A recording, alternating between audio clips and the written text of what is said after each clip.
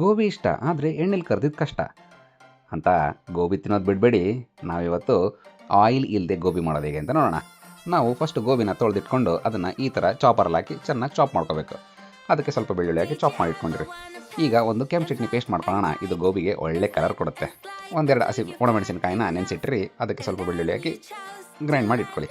ಈಗ ಆ ಚಾಪ್ ಮಾಡಿರ್ತಕ್ಕಂಥ ಗೋಬಿಗೆ ಆ ಕೆಂಪು ಚಟ್ನಿ, ಸ್ವಲ್ಪ ರುಚಿಗೆ ತಕ್ಕಷ್ಟು ಉಪ್ಪು, ತುಂಬರಿ, ಕಾರ್ನ್ಫ್ಲೋರ್, ಟೊಮೆಟೊ ಕೆಚಪ್ ಮತ್ತು ಸೋಯಾ ಕೆಚಪ್ ಹಾಕಿ ಚೆನ್ನಾಗಿ ಮಿಕ್ಸ್ ಮಾಡಿಕೊಂಡು ಈ ಥರ ರೌಂಡ್ ಬಾಲ್ಸ್ ಅಥವಾ ನಿಮ್ಗೆ ಯಾವ ಶೇಪ್ ಬೇಕು ಆ ಶೇಪು ಕ್ಯೂಬ್ಸು ಆ ಥರ ಮಾಡಿ ಈ ಥರ ಒಂದು ಪಾತ್ರೆಯಲ್ಲಿ ಜೋಡಿಸಿ ಚೆನ್ನಾಗಿ ಸ್ಟೀಮ್ ಮಾಡಿ ಬೇಯಿಸಬೇಕು. ಚೆನ್ನಾಗಿ ಬೆಂದಿದೆಯಾ ಅಂತ ನೋಡಿ ತೆಗೆದ್ಬಿಡಿ. ಈಗ ಇದಕ್ಕೆ ಮಸಾಲೆ ಮಾಡ್ಕೊಳ್ಳೋಣ.